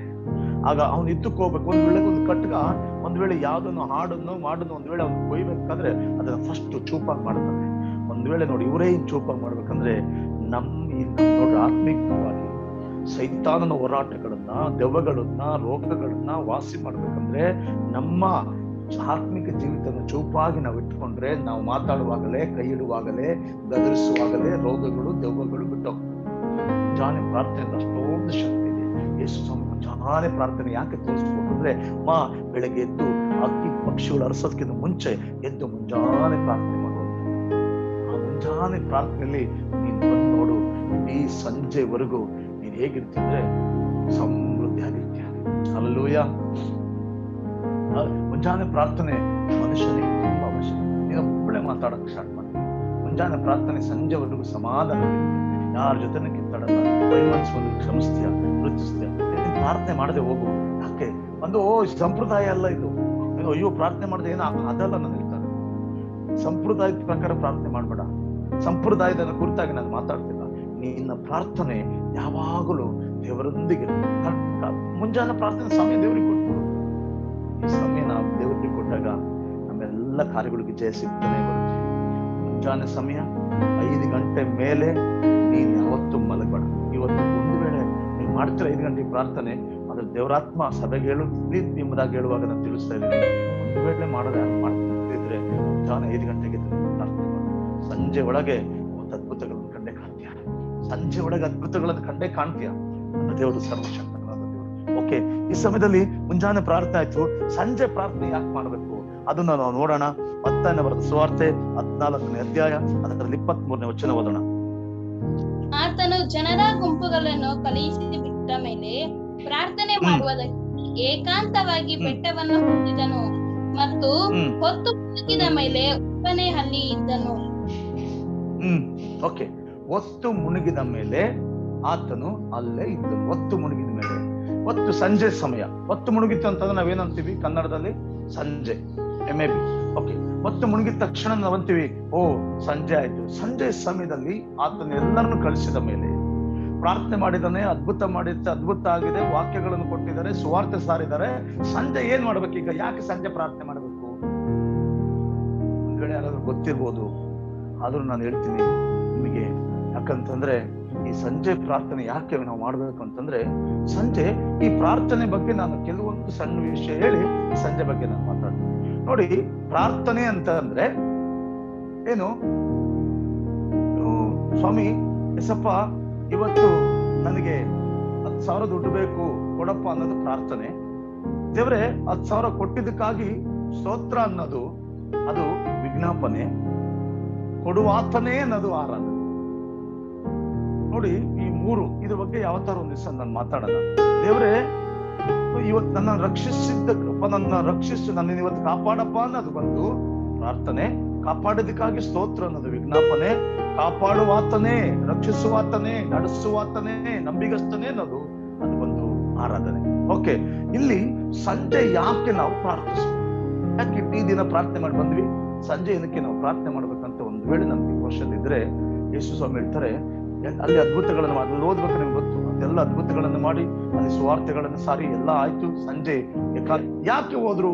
ಸಂಜೆ ಯಾಕೆ ಪ್ರಾರ್ಥನೆ ಮಾಡ್ಬೇಕು ಅವರು ಅಂತಂದ್ರೆ, ಯಾರಿಗೆಲ್ಲ ರೋಗಿಗಳಿಗೆ ಪ್ರಾರ್ಥಿಸಿದೆಯೋ, ಯಾವ್ದೆಲ್ಲ ಕೆಲಸ ಮಾಡಿ ಬಂದಿದೆಯೋ, ಯಾವ ದೆವ್ವಗಳಿಗೆ ನೀನು ಎಷ್ಟು ದೆವ್ವಗಳನ್ನು ಬಿಡಿಸಿದೆಯೋ, ಒಂದು ವೇಳೆ ಯಾವ ಊರಿಗೆ ಹೋಗಿ ಸುವಾರ್ತೆ ಸಾರಿದೆಯೋ, ಏನೆಲ್ಲ ಕೆಲಸ ಮಾಡಿ ಬಂದಿದೆಯೋ, ಇಡೀ ಅವ್ರಿಗೋಸ್ಕರ ದೇವ್ರೇ ಎಂಬುದಾಗ ಅವ್ರಿಗೆ ಸ್ತೋತ್ರ ಮಾಡೋದು. ದೇವ್ರೆ ಇಂಥ ನಾಶಿಸು, ಇಂಥವ್ರಿಗೆ ಹೇಳಿ ಬಂದಿದ್ದೀನಿ ದೇವ್ರೆ, ಇವ್ರಿಗೋಸ್ಕರ ಕಂಪಲ್ಸರಿ ಸಾಯಂಕಾಲ ಬಂದು ಪ್ರಾರ್ಥಿಸ್ಬೇಕು. ಸಾಯಂಕಾಲ ಪ್ರಾರ್ಥನೆ ಏನಕ್ಕೆ ಅವಶ್ಯಕತೆ? ಯಾಕೆ ಸಾಯಂಕಾಲ ಪ್ರಾರ್ಥನೆ ಮಾಡ್ಬೇಕಂದ್ರೆ, ಬೆಳಗ್ಗೆಲ್ಲ ಏನೆಲ್ಲ ಕೆಲಸ ಮಾಡಿ ದೇವ್ರು ಬೆಳಗ್ಗೆಯಿಂದ ಸಂಜೆವರೆಗೂ ನನ್ನನ್ನು ಕಾಪಾಡಿದ್ಯಪ್ಪ. ನಾನು ಯಾರಿಗೆಲ್ಲ ಸುವಾರ್ತೆ ಹೇಳಿದ್ನೋ ಅವ್ರನ್ನ ಮುಟ್ಟು ದೇವ್ರೆ, ಅವ್ರನ್ನ ಬಿಡಬೇಡ ದೇವ್ರೆ. ಆ ರೋಗಿಗಳೆಲ್ಲ ಎಷ್ಟೋ ರೋಗಿಗಳಿಗೋಸ್ಕರ ನೀನು ಪ್ರಾರ್ಥನೆ ಮಾಡಿ ಬಂದಿದ್ಯಾ, ಸುವಾರ್ತೆ ಸಾರ್ ಬಂದಿದ್ಯಾ. ಒಂದು ವೇಳೆ ನೀನ್ ಯಾವ್ದೋ ಕೆಲಸ ಮಾಡಿ ಬಂದಿದ್ಯಾ, ಯಾರು ಕೆಲ್ಸಕ್ಕೆ ಹೋಗಿದ್ಯಾ, ಏನೆಲ್ಲ ಮಾಡಿ ಬಂದಿದ್ಯಾ ದೇವ್ರೆ, ಅದಕ್ಕೆಲ್ಲ ಸಕ್ಸಸ್ ಕೊಡು ದೇವ್ರೆ. ಅದ್ರ ಬಗ್ಗೆ ಚೆನ್ನಾಗಿ ಸಾಯಂಕಾಲ ಬಂದು ಪ್ರಾರ್ಥನೆ ಮಾಡ್ಬೇಕು. ಒಬ್ಬರು ಸಾಯಂಕಾಲ ಮಲಗುವಾಗ ಪ್ರಾರ್ಥನೆ ಮಾಡಿ ನೀನ್ ಮಲಗಬೇಕು. ಅದಕ್ಕೆ ಸಂಜೆ ಪ್ರಾರ್ಥನೆ ತುಂಬಾ ಅವಶ್ಯಕತೆ. ನಾವು ಮಾಡ್ತೀವಿ, ಬೆಳಗ್ಗೆಲ್ಲ ಬರ್ತೀವಿ, ಟಯರ್ಡ್ ಆಗಿರುತ್ತೆ, ಊಟ ಮಾಡ್ತೀವಿ, ಹಂಗೆ ಮಲಗ್ಬಿಡ್ತೀವಿ. ಇಲ್ಲ, ನಾವು ನಮ್ಮ ಸಭೆಯಲ್ಲಿ ಒಂದು ಕಲ್ಸಿದ್ವಿ. ಏನಪ್ಪಾ ಅಂತಂದ್ರೆ, ಊಟಕ್ಕಿಂತ ಅಡಿಗೆ ಆಗಿದ ತಕ್ಷಣನೇ ಇನ್ನು ಊಟ ಮಾಡೋದಕ್ಕಿಂತ ಮುಂಚೆ ಹಾಫ್ ಅನ್ ಅವರ್ ಕುಟುಂಬ ಪ್ರಾರ್ಥನೆ ಅಂತ ಮಾಡ್ತಾರೆ. ನೀವು ಮಾಡ್ಬೋದು ಮೇ ಬಿ ನಿಮ್ ಪಾಸ್ಟ್. ಯಾಕಂದ್ರೆ ಅವರೆಲ್ಲರ ಜೊತೆ ಗುರುತಿರೋದ್ರಿಂದ ಅವ್ರೆಲ್ಲರೂ ಗೊತ್ತು, ಕರ್ನಾಟಕ ಅವ್ರಿಗೆ ಗೊತ್ತು, ಈ ವಿಚಾರಗಳು ಗೊತ್ತು, ಅವ್ರು ಮಾಡಿಸ್ತಾರೆ ಎಂಬುದಾಗಿ. ಈ ಕುಟುಂಬ ಪ್ರಾರ್ಥನೆ ಮಾಡಿ ಊಟ ಮಾಡಿ ನಾನು ಹೇಳ್ತೀನಿ, ಕಿಚನ್ಗೆ ಹೋದ್ರೆ ಏನ್ ಮೂಡ್ ಬರುತ್ತೆ? ಊಟ ಮಾಡೋ ಮೂಡ್ ಬರುತ್ತೆ. ಬೆಡ್ರೂಮ್ಗೆ ಹೋದ್ರೆ ಏನ್ ಮೂಡ್ ಬರುತ್ತೆ? ಮಲ್ಗ ಮೂಡ್ ಬರುತ್ತೆ. ಟಿವಿ ಮುಂದೆ ಕೂತ್ಕೊಂಡ್ರೆ ಏನ್ ಮೂಡ್ ಬರುತ್ತೆ ಅಂತಂದ್ರೆ ಹೌದು. ಆದ್ರೆ ಪ್ರಾರ್ಥನೆ ಮಾಡಕ್ಕಂತ ಒಂದು ಸ್ಥಳ ಇಟ್ಕೋ, ಆ ಸ್ಥಳಕ್ಕೆ ಹೋದಾಗ ಪ್ರಾರ್ಥನೆ ಮನಸ್ಸು ಬರುತ್ತೆ. ಪ್ರಾರ್ಥನೆ ಮಾಡಕ್ಕಂತ ಒಂದು ಸ್ಥಳ ನೇಮಕ ಮಾಡಿಲ್ಲ. ಆ ಸ್ಥಳಕ್ಕೆ ಹೋದ ತಕ್ಷಣ ನಾನು ಪ್ರಾರ್ಥನೆ ಮಾಡ್ಬೇಕಂತ ಮನಸ್ಸು. ನಾವೇನ್ ಮಾಡ್ತೀವಿ ಅಂದ್ರೆ ಹೊಟ್ಟೆ ತುಂಬ ಊಟ ಮಾಡ್ತೀವಿ, ಹೋಗಿ ಬೆಡ್ರೂಮ್ ಅಲ್ಲಿ ದಿಂಬು ಕೈಗಳ ಹಾಕೊಳ್ತೀವಿ, ಬೆಡ್ಶೀಟ್ ತಲೆ ಮೇಲೆ ಹಾಕೊಳ್ತೀವಿ, ಮೈ ಮೇಲೆ ಹಾಕೊಳ್ತೀವಿ. ಆವಾಗ ಪ್ರಾರ್ಥನೆ ಮಾಡಕ್ ಸ್ಟಾರ್ಟ್ ಮಾಡ್ತೀವಿ. ಆಗ ಪ್ರಾರ್ಥನೆ ಮಾಡೋ ಮೂಡ್ ಬರಲ್ಲ, ನಿದ್ದೆ ಮೂಡ್ ಬರುತ್ತೆ. ಅದೇ ಸ್ತೋತ್ರ ಅಂತೇಳಿ ಮಾಡ್ತೀವಿ. ಇಲ್ಲ, ನಾವು ಕಲ್ತಿರೋದು, ನಾವು ಕಲಿಸ್ತಿರೋದೇನಪ್ಪ ಅಂತಂದ್ರೆ, ಪ್ರಾರ್ಥನೆ ಮಾಡಕ್ಕಾಗಿದೆ ಒಂದು ಸ್ಥಳ ಇದ್ರೆ ಆ ಸ್ಥಳಕ್ಕೆ ಹೋದ್ರೆ ಪ್ರಾರ್ಥನೆ ಮೂಡು ನಮ್ಮ ಆಟೋಮೆಟಿಕ್. ಸಂಜೆ ಪ್ರಾರ್ಥನೆ ಯಾಕೆ ಮಾಡ್ಬೇಕಪ್ಪ ಅಂದ್ರೆ, ಸಂಜೆ ಪ್ರಾರ್ಥನೆ ಕಂಪಲ್ಸರಿ ಮಾಡ್ಬೇಕು. ಇಡೀ ದಿನ ದೇವರೇ ನಮ್ಮ ಜೀವಿತದಲ್ಲಿ ಅದ್ಭುತ ಮಾಡಿದೆಲ್ಲ, ಅದಕ್ಕಾಗಿ ಸ್ತೋತ್ರ ಅಂತೇಳಿ ಕೃತಜ್ಞತೆ ಮಾಡೋದೇ ಸಂಜೆ ಪ್ರಾರ್ಥನೆ. ಸಾಯಂಕಾಲ ಪ್ರಾರ್ಥನೆ ಮಲಗುವಾಗ ಯಾರ್ಯಾರಿಗೆಲ್ಲ ನಿಮ್ಮ ತಂದೆ ತಾಯಿಗಳಿಗೋಸ್ಕರ ಪ್ರತಿಯೊಂದು ವಿಜ್ಞಾಪನೆ, ದೇಶಕ್ಕೋಸ್ಕರ, ರಾಜ್ಯಕ್ಕೋಸ್ಕರ ಪ್ರಾರ್ಥನೆ ಮಾಡ್ತೀಯ, ಈ ಬೆಳಿಗ್ಗೆ ಮಾಡ್ಬೇಡ, ನೈಟ್ ಮಲಗುವಾಗ ಎಲ್ಲರಿಗೋಸ್ಕರ, ಕೊಲೆ ಆಗ್ಬಾರ್ದು, ಅತ್ಯಾಚಾರಗಳಾಗಬಾರ್ದು, ದೇಶದ ಕಾಪಾಡು, ಇದಕ್ಕೆಲ್ಲದಕ್ಕಾಗಿ ಸಂಜೆ ಟೈಮ್ ಪ್ರಾರ್ಥನೆ, ಸಾಯಂಕಾಲ ಪ್ರಾರ್ಥನೆ ಮಾಡಿ ಮಲಗು. ಬೆಳಗ್ಗೆ ಎದ್ದು ಇವರೇ ಕಾಪಾಡಿದಕ್ಕಾಗಿ ಸ್ತೋತ್ರಪ್ಪ, ಇವತ್ತೇನೆಲ್ಲ ಮಾಡ್ತೀನಿ ಅದನ್ನ ಆಶೀರ್ವದಿಸಪ್ಪ. ಇದು ಮುಂಜಾನೆ ಪ್ರಾರ್ಥನೆ ಇದು ಮಾಡಿ ಸಾಯಂಕಾಲ ಪ್ರಾರ್ಥನೆ, ಇದೆಲ್ಲ ಮಾಡಿದಕ್ಕಾಗಿ ಸ್ತೋತ್ರ, ಇದೆಲ್ಲ ಮಾಡುದು. ಆಗ ಅದಕ್ಕೆ ಯೇಸು ಹೇಳಿದ್ರು, ಅವನ್ನೆಲ್ಲ ಕಳಿಸ್ಬಿಟ್ಟು ವಾಕ್ಯ ಕೊಟ್ಟರು, ದೆವ್ವ ಬಿಡಿಸಿದ್ರು, ರೋಗಿಗಳು ವಾಸಿ ಮಾಡಿದ್ರು, ಎಲ್ಲ ಕಳಿಸಿ ಸಾಯಂಕಾಲ ಪ್ರಾರ್ಥನೆ ಯಾಕೆ ಮಾಡ್ಬೇಕಪ್ಪ ಅಂತಂದ್ರೆ, ನಮ್ಗೆ ದೇವರಿಗೆ ಹೇಳ್ಬೇಕು, ದೇವರೇ ಇದೆ ಅದು ಯಾರ್ಯಾರಿಗೆಲ್ಲ ನಾನು ಪ್ರಾರ್ಥನೆ ಮಾಡಿ ಬಂದಿದ್ದೀನೋ, ಯಾರಿಗೆಲ್ಲ ನನ್ನ ಸುವಾರ್ತೆ ಸಾರಿದ್ದೀನೋ, ಇವತ್ತು ರಾತ್ರಿ ಅವ್ರನ್ನ ಮುಟ್ಟಪ್ಪ, ಅವ್ರ ಹೃದಯದಲ್ಲಿ ಬದಲಾಯಿಸಪ್ಪ, ಅವ್ರ ಹೃದಯ ನಿನ್ ಕಡೆ ತಿರುಗ್ಲಿ ದೇವರೇ, ಇದು ಹೇಳು. ಯಾಕೆ ಗೊತ್ತಾ, ಇದು ನೀನು ಹೇಳುವಾಗ ನಿನ್ನ ಭಾರವನ್ನ ಒಂದ್ ದಿವಸ ತುಂಬಾ ಸ್ಟೋರಿಗಳು ಇದೆ. ಓಕೆ, ನಾನು ಸಮಯದಲ್ಲಿ ನಾನು ಇನ್ನೂ ಪಾಯಿಂಟ್ ಮುಗಿಸ್ತೀನಿ. ಅದು ಒಂದು ನೆನಪಿಟ್ಕೊಳ್ಳಿ, ಸಾಯಂಕಾಲ ಟೈಮ್ ಪ್ರಾರ್ಥನೆ ಕಂಪಲ್ಸರಿ ನಾವು ಮಾಡಬೇಕು. ಕುಟುಂಬದ ಪ್ರಾರ್ಥನೆ ಮಾಡ್ತೀವಿ, ಕುಟುಂಬದ ಪ್ರಾರ್ಥನೆ ಮಾಡುವಾಗಲೇ ಬೇಕಾದ್ರೆ ದೇವರೇ ಎಲ್ಲ ಕಾರ್ಯಗಳನ್ನು ಅದ್ಭುತ ಮಾಡಿದಕ್ಕಾಗಿ ಸ್ತೋತ್ರ ಅಂತೇಳಿ ಕುಟುಂಬ ಪ್ರಾರ್ಥನೆ ಮಾಡ್ತೀವೋ, ಅದು ವೈಯಕ್ತಿಕ ಪ್ರಾರ್ಥನೆ ಮಾಡ್ತೀವೋ ಗೊತ್ತಿಲ್ಲ, ನಾವು ಸಂಜೆ ಪ್ರಾರ್ಥನೆ ಕಂಪಲ್ಸರಿ ಮಾಡ್ತೀವಿ. ಸಂಜೆ ಪ್ರಾರ್ಥನೆ ಮಾಡಿದಾಗ ದೇವರಿಗೆ ನೀನು ನಾನು ಕೃತಜ್ಞತೆ ಉಳ್ಳವರಾಗಿರ್ತೀವಿ. ಯಾರಾದ್ರೂ ಒಂದು ಕೊಟ್ರೆ, ಯಾರಾದ್ರೂ ಒಂದು ನಮ್ಗೆ 100 ರೂಪಾಯಿ ಕೊಟ್ಟರೆ ಅವ್ರಿಗೆ ಹೇಳ್ತೀವಿ, ಅದೇ ಥ್ಯಾಂಕ್ಸ್ ರೀ ಅಂತ ಹೇಳ್ತೀವಿ. 100 ರೂಪಾಯಿ ಕೊಟ್ಟಿದ್ದಕ್ಕೆ ಥ್ಯಾಂಕ್ಸ್ ಹೇಳ್ತೀವಿ. ಆ ಥ್ಯಾಂಕ್ಸ್ ಯಾಕೆ ಹೇಳ್ಬೇಕು? ದೇವರು ಇಡೀ ದಿನ ನಮ್ಮನ್ನು ಕಾಪಾಡಿದ್ದಾರೆ, ಅದ್ಭುತಗಳನ್ನು ಮಾಡಿದ್ದಾರೆ. ಸಾಯಂಕಾಲ ಬಂದು ಅವ್ರಿಗೆ ಥ್ಯಾಂಕ್ಸ್ ಹೇಳದೆ ಸಂಜೆ ಪ್ರಾರ್ಥನೆ ಕೃತಜ್ಞತೆ ಅವ್ರಿಗೆ ಹೇಳ್ಬೇಕು. ಅದಕ್ಕೆ ಸಂಜೆ ಬಂದು ದೇವರೊಂದಿಗೆ ನಾವು ಮಾತಾಡೋದನ್ನ ನಾವು ಕಲಿಬೇಕು. ಹಲ್ಲೆಲೂಯಾ. ಈ ಸಮಯದಲ್ಲಿ ರಾತ್ರಿ ಎಲ್ಲ ಪ್ರಾರ್ಥನೆ ಯಾಕೆ ಮಾಡಿದ್ರು ಅದನ್ನ ನಾವು ಓದೋಣ. ಆ ಲೂಕನ ಬರೆದ ಸುವಾರ್ತೆ 6ನೇ ಅಧ್ಯಾಯ ಅದರಲ್ಲಿ 12ನೇ ವಚನ. ಆ ದಿವಸಗಳಲ್ಲಿ ಆತನು ಪ್ರಾರ್ಥನೆ ಮಾಡುವುದಕ್ಕಾಗಿ ಬೆಟ್ಟಕ್ಕೆ ಹೋಗಿ ರಾತ್ರಿಯನ್ನೆಲ್ಲ ಪ್ರಾರ್ಥನೆಯಲ್ಲಿ ಕಳೆದನು. ಸಾಕು ಸಿಸ್ಟರ್. ಓಕೆ, ರಾತ್ರಿ ಎಲ್ಲಾ ಪ್ರಾರ್ಥನೆಯಲ್ಲಿ ಕಳೆದನು. ಯಾಕೆ ರಾತ್ರಿ ಎಲ್ಲ ಪ್ರಾರ್ಥನೆಯಲ್ಲಿ ಕಳೆದನು? ನೋಡ್ರಿ, ಇಲ್ಲಿ ಹೇಳ್ತದೆ, ಇಲ್ಲಿ ಮೇಲೆ ಒಂದು ಲೈನ್ ಇದೆ ನೋಡ್ರಿ, ಅದು ಓದಿ, ಅದು ಮೇಲ್ಗಡೆ ಇದೆ. ಹೆಡ್ಲೈನ್ಸ್ ಓದ್ರಿ. ಯೇಸು 12 ಮಂದಿ ಅಪೊಸ್ತಲರನ್ನು ನೇಮಿಸಿದ್ದು. ರೈಟ್. ನೋಡಿ, ಯಾವ್ದಾದ್ರೂ ಒಂದು ಕೆಲಸವನ್ನ, ಒಂದು ಪ್ಲಾನ್ ಅನ್ನ, ಒಂದು ಸಭೆ ಕಟ್ಟುವುದಾಗ್ಲಿ, ಮದುವೆ ಮಾಡೋದಾಗ್ಲಿ, ಒಂದು ವೇಳೆ ಹೊಲ ತಗೊಳ್ಳೋದಾಗ್ಲಿ, ಯಾವುದೇ ಒಂದು ದೊಡ್ಡ ಕೆಲಸಕ್ಕೆ ನಾವು ಕೈ ಹಾಕುವಾಗ ಇಲ್ಲಿ ಯೇಸು ಸ್ವಾಮಿ ರಾತ್ರಿ ಎಲ್ಲಾ ಪ್ರಾರ್ಥನೆ ಯಾಕೆ ಮಾಡ್ಬೇಕಾಗಿತ್ತು? ಯಾಕೆ ಅವಶ್ಯಕತೆ ಏನಿದೆ? ಅವರು ರಾತ್ರಿ ಎಲ್ಲ ಪ್ರಾರ್ಥನೆ ಮಾಡೋದು ಏನಕ್ಕೆ? ನಮಗೆ ರಾತ್ರಿ ಎಲ್ಲ ಪ್ರಾರ್ಥನೆ ಮಾಡೋದು ನೋಡಿ, ಈಗ 12 ಜನ 6ರಿಂದ ಸಂಜೆ ರಾತ್ರಿ ಎಲ್ಲಾ ಪ್ರಾರ್ಥನೆ ಮಾಡ್ತಾರೆ. ಕಾರಣ ಒಬ್ಬೊಬ್ಬರಿಗೋಸ್ಕರ 1 ಗಂಟೆ 12 ಜನ ಶಿಷ್ಯರನ್ನ ಈಗ ಅಪೊಸ್ತಲನಾಗಿ ನೇಮಕ ಮಾಡ್ತಾ ಇದ್ದಾರೆ. ಒಬ್ಬೊಬ್ಬರಿಗೂ 1 ಗಂಟೆ ಪ್ರಾರ್ಥನೆ ಮಾಡುತ್ತಾರೆ ಎಂಬುದಾಗಿ ನಾನು ಹೇಳ್ತೀನಿ. ಯಾವ್ದಾದ್ರು ಒಂದು ಕೆಲಸವನ್ನ ಅದಕ್ಕೆ ಜಯ ಸಿಕ್ಕಿಲ್ಲ ಅಂತಂದ್ರೆ ನಾನು ಹೇಳ್ತೀನಿ, ರಾತ್ರಿ ಎಲ್ಲ ಒಂದು ವೇಳೆ ಇಂಥದ್ದು ಕುರಿತಾಗಿ ದೇವರೊಂದಿಗೆ ನಾವು ಮಾತಾಡುವಾಗ, ದೇವರೊಂದಿಗೆ ನಾವು ಕಾಲ ಕಳೆಯುವಾಗ ಅದರಲ್ಲಿ ದೇವ್ರು ಜಯ ಕೊಟ್ಟೇ ಕೊಡ್ತಾರೆ. ಒಂದು ಮದುವೆ ವಿಷಯಕ್ಕೆ, ದೊಡ್ಡ ದೊಡ್ಡ ಕಾರ್ಯಗಳು, ಒಂದು ಮನೆ ಕಟ್ಟೋ ವಿಷಯದಲ್ಲಿ, ಒಂದು ವೇಳೆ ಒಂದು ಸಭೆ ಕಟ್ಟೋ ವಿಷಯದಲ್ಲಿ, ಒಂದು ಸೇವೆ ಮಾಡೋ ವಿಷಯದಲ್ಲಿ, ಇಂಥ ಊರಿಗೆ ನಾನು ಸೇವೆಗೆ ಹೋಗ್ಬೇಕು ದೇವ್ರೆ, ಇಂಥ ಊರನ್ನು ಪಟ್ಟಣ ನನಗೆ ಸುವಾರ್ತೆಗಾಗಿ ಕೊಡುದೇವ್ರೆ, ಇಂಥ ಚರ್ಚ್ಗೆ ನಾನು ಜನಗಳನ್ನ 10 ಜನ ಕುಟುಂಬನ ಕೊಂಡು ಬರ್ಬೇಕು ದೇವ್ರೆ, ಒಂದು ಇಡೀ ರಾತ್ರಿಯೆಲ್ಲ ದೇವರ ಸಮ್ಮುಖದಲ್ಲಿ ಕಳೆದು ದೇವರಲ್ಲಿ ಸಕ್ಸಸ್ ಕೊಟ್ಟೇ ಕೊಡ್ತಾರೆ. ಯಾಕೆ? ರಾತ್ರಿಯೆಲ್ಲ ಮೇಲೆ ಮೇಲೆ ಇದೆ. 12 ಜನ ಶಿಷ್ಯನ ಆಯ್ಕೆ ಮಾಡ್ತಾರೆ. 12 ಜನ 1 ಗಂಟೆ 12 ಗಂಟೆಗಳ ಕಾಲ ಪ್ರಾರ್ಥನೆ ಮಾಡಬೇಕು. ರಾತ್ರಿ ಎಲ್ಲಾ ಪ್ರಾರ್ಥನೆ ಮಾಡಿದ್ರು. ಆ ರಾತ್ರಿ ಎಲ್ಲಾ ಪ್ರಾರ್ಥನೆ ಮಾಡಿದ್ದಕ್ಕಾಗಿನೇ ನೋಡಿ, ಬೆಳಗ್ಗೆ ಎದ್ದ ತಕ್ಷಣ ನಾನು 12 ಜನ ಶಿಷ್ಯನ ಆಯ್ಕೆ ಮಾಡ್ತಾರೆ. ಏನ್ ಹೇಳ್ತೀನಿ, ಯಾವುದೋ ಒಂದು ದೊಡ್ಡ ಕಾರ್ಯಗಳನ್ನ ಅದಾಗಿಲ್ಲಪ್ಪ ಅನ್ನೋದಾದ್ರೆ ಅದು ಆಗ್ಲೇಬೇಕು ಅಂತಲ್ಲ, ದೇವರೊಂದಿಗೆ ನೀನ್ ಮಾತಾಡು. ದೇವರಿಗೆ ಅದು ಇಷ್ಟ ಇಲ್ಲ ಕೊಡಕ್ಕೆ. ಒಂದ್ ವೇಳೆ ದೇವರ ಕೊಡು ಕೊಡು ಕೊಡು ಅಂತ ಕೇಳ್ಬೇಡ. ದೇವ್ರ ಚಿತ್ತ ಇಲ್ಲ, ದೇವ್ರ ನಿನ್ನ ಚಿತ್ತ ಇದ್ರೆ ಈ ಪಾತ್ರ ದೇವರ ನಿನ್ನ ಚಿತ್ತ ಇದ್ರೆ ಏನ್ ಮಾಡು, ನಿನ್ ಚಿತ್ತ ಇಲ್ಲ ಬೇಡ, ನಿನ್ ಚಿತ್ತ ಇದ್ರೆ ಇದು ಮಾಡೋದೇ. ಇದನ್ನ ಕುರಿತಾಗಿ ಯಾವತ್ತು ನಮ್ಮ ಮನಸ್ಸಲ್ಲಿ ಡಿಸಿಷನ್ ಬರುತ್ತೋ ನಾನು ಹೇಳ್ತೀನಿ, ಆಗ್ಲೇ ನಿಜವಾಗಿಯೂ ಒಬ್ಬ ಏನಂತಾರೆ ಅಂತಂದ್ರೆ ಆತ್ಮೀಕದಲ್ಲಿ ಬೆಳೆದಿದ್ದಾನೆ ಅಂತ ಅನ್ನೋದಕ್ಕಾಗ್ಲಿ, ಒಂದು ವೇಳೆ ಆತ್ಮೀಕದಲ್ಲಿ ಒಬ್ಬ ಒಂದು ಸ್ಟ್ಯಾಂಡರ್ಡ್ನೆಸ್, ಆತ್ಮಿಕದಲ್ಲಿ ಒಂದು ಪರಿಪಕ್ವತೆಗೆ ಬಂದಿದ್ದಾನೆ ಅಂತ ಒಂದು ಅರ್ಥ. ಅದು ಬೇಕು. ಅಲ್ಲೋ ದೇವರ ಚಿತ್ತವನ್ನು, ದೇವರ ಇದು ನಿನ್ನ ಚಿತ್ತ ಇದ್ರೆ ತೆಗೆದು ಲಾಸ್ಟ್ ಗೆತ್ಸೆಮನೆ ತೋಟದಲ್ಲಿ ಪ್ರಾರ್ಥನೆ ಮಾಡಿದ, ಸ್ವಾಮಿ ಹೇಗೋ ನನ್ನ ಚಿತ್ತವಲ್ಲ, ನೀನು ನಿನ್ನ ಚಿತ್ತ ಪಾತ್ರ ತಲುಪಿಸು. ನಿನ್ನ ಚಿತ್ತ ಇಲ್ಲ ಅಂದ್ರೆ ನನಗೋಸ್ಕರ ರೆಡಿ. ದೇವರಿಗೆ ರಾತ್ರಿ ಎಲ್ಲ ಪ್ರಾರ್ಥನೆ ಮಾಡ್ತಾರೆ. ಹೇಳು, ನೀನು ರಾತ್ರೆಲ್ಲ ಪ್ರಾರ್ಥನೆ ಯಾಕೆ ಮಾಡ್ಬೇಕಂದ್ರೆ ದೊಡ್ಡ ಅನಾಹುತಗಳೇನಾರ ಆದ್ರೆ, ದೊಡ್ಡ ಕಾರ್ಯಗಳೇನಾರ ಜರುಗ್ತಾ ಇದೆ ಅಂತಂದ್ರೆ, ಒಂದು ದೊಡ್ಡ ಅನಾಹುತ ಆಗೋಂತ ಸಂದರ್ಭಗಳು ಒಂದು ವೇಳೆ ಬರ್ತೈತಂತಂದ್ರೆ, ಒಂದು ವೇಳೆ ಏನೋ ನಡೆಯುತ್ತಪ್ಪ ಅನ್ನೋದಾದ್ರೆ ಹೇಳ್ತೀನಿ, ರಾತ್ರೆಲ್ಲ ಪ್ರಾರ್ಥನೆ ತುಂಬಾ ಅವಶ್ಯಕ. ಏನ್ ಪ್ರಾರ್ಥನೆ, ದೇವ್ರ ಅದು ಕೊಡು ಇದು ಕೊಡಲ್ಲ, ದೇವರೊಂದಿಗೆ ಮಾತಾಡ್ತಾರೆ. ರಾತ್ರಿ ಎಲ್ಲ ಯಾವತ್ತಾದ್ರೂ ರಾತ್ರಿ ಎಲ್ಲ ಕಳ್ದಿದೀವಿ. ಯಾವ್ದಾದ್ರು ದೊಡ್ಡ ತೀರ್ಮಾನ ಕೈ ಹಾಕೋದು, ಸೇವೆ ಕೈ ಹಾಕೋದು, ಸ್ವಾರ್ಥ ಮಾಡೋ ಕೈ ಹಾಕೋದ, ಏನೋ ಒಂದು ಕೆಲಸಗಳನ್ನ ಒಂದು ಯಾವುದೇ ಇರ್ಬೋದು, ದೊಡ್ಡ ಕಾರ್ಯಕ್ರಮ ಕೈ ಹಾಕೋದ, ಅದನ್ನ ಸಾಧಾರಣ ನಡೆಸ್ಬೇಡ. ರಾತ್ರಿ ಎಲ್ಲ ಪ್ರಾರ್ಥನೆ ಮಾಡಿ ದೇವ್ರ ಸಮಕ್ಷ ನಾವು ಒಂದ್ಸತಿ ಪ್ರಾರ್ಥನೆ ಮಾಡಕ್ ಕೂತ್ಕೊಂಡ್ರೆ ಟೈಮಿಂಗ್ ಸೋಡ್ಕೊಂಡ್ರೆ 4 ಗಂಟೆ ಆಗ್ಬಿಡೋದು. ಅಯ್ಯೋ ದೇವ್ರೆ 4 ಗಂಟೆ ಆಯ್ತಾ, ಅಯ್ಯೋ ದೇವ್ರೆ 4 ಗಂಟೆ ಆಯ್ತಾ. ಒಂದೊಂದ್ಸತಿ ಪ್ರಾರ್ಥನೆ ಮಾಡ್ಕೊಂಡು ಬೆಳಗಿನ ಜಾವ 3 ಗಂಟೆಗೆ ಎದ್ದು ಪ್ರಾರ್ಥನೆ ಮಾಡಿ ಕಂಡು ಬಿಟ್ರೆ 6 ಗಂಟೆ ಆಗಿರೋದು. ಏನ್ ದೇವ್ರೆ ಹುಚ್ಚರ ತರ 3 ವರ್ಷ ಹುಚ್ಚರಾಗಿ ಹೋಗ್ಬಿಟ್ಟಿದೆ ನಾನು. ಎಲ್ಲರೂ ನಮ್ಮ ಅಪ್ಪ ಯಾರು ಅಮ್ಮ ಯಾರು ಗೊತ್ತಿಲ್ಲ, ಅಲ್ಲೇ ಹುಚ್ಚು ಪ್ರಾರ್ಥನೆ ಜೀವನ ಪೂರ್ತಿಯಾಗಿ ಪ್ರಾರ್ಥನೆ. ನಾನು ಜೈಲಲ್ಲಿದ್ದು ಊಟ ಕೊಟ್ಟರೆ ಕಣ್ಣಲ್ಲೆಲ್ಲ ನೀವು ದೇವ್ರ ಯಾರನ್ನ ಇದಾರ, ದೇವ್ರಂತ ಇಲ್ಲ ನಿದಾರ ಅಂತ ಹುಡುಕು. ಗಣೇಶನ ಫೋಟೋ ಮುಂದೆ ಕೂತ್ಕೊಂಡು ಅಳ್ತಾ ಇದೆ, ದೇವರೇ ಮಾತಾಡೋದು. ಜೈಲಲ್ಲಿ ಗಣೇಶನ ವಿಗ್ರಹ ಮುಂದೆ ಒಂದು ದಿವಸನೇ ಆ ದೇವರುಗಳು ಮಾತಾಡೋದು. ನಾನು ಹೇಳ್ತೀನಿ, ರಾತ್ರಿ ಎಲ್ಲ ಕುತ್ಕೊಂಡಿದ್ದೀನಿ ಸೈತಾನ್ ಮುಂದೆ, ಇವು ದೇವರುಗಳು ಮುಂದೆ, ಅಮ್ಮ ಅಂತ ಸೈತಾನುಗಳ ಮುಂದೆ ರಾತ್ರಿ ಎಲ್ಲ ಕುತ್ಕೊಂಡು ಮಾಲೆ ಹಾಕಿದೀವಿ, ಎಲ್ಲೆಲ್ಲೋ ಶಬರಿಮಲೆಗೆ ಹೋಗಿದ್ದೀನಿ, ತಿರುಪ್ತಿಗೆ ಹೋಗಿದ್ದೀನಿ, ಏನೆಲ್ಲ ಮಾಡಿದ್ವಿ. ರಾತ್ರಿ ಎಲ್ಲ ಕುತ್ಕೊಂಡು ದೇವರ ಅಯ್ಯಪ್ಪನ ಫೋಟೋ ಮುಂದೆ ಕುತ್ಕೊಂಡು ಹೋಗ್ತಿದ್ವಿ. ದೇವರೇ ನೀನು ಮಾತಾಡ್ತೀಯಾ, ಮಾತಾಡುವಂತ. ಅವ್ರು ದೇವರಾಗಿದ್ರೆ ತಾನೇ ಮಾತಾಡಕ್ಕೆ ಅಲ್ಲ ಪ್ರಿಯರೇ. ಇವತ್ತು ಜೀವವುಳ್ಳ ದೇವ್ರನ್ನ ನಂಬಿದೀವಿ, ಎಷ್ಟೋ ರಾತ್ರಿಗಳನ್ನ ಕಳೆದಿದ್ದೀನಿ ದೇವ್ರ ಸಮ.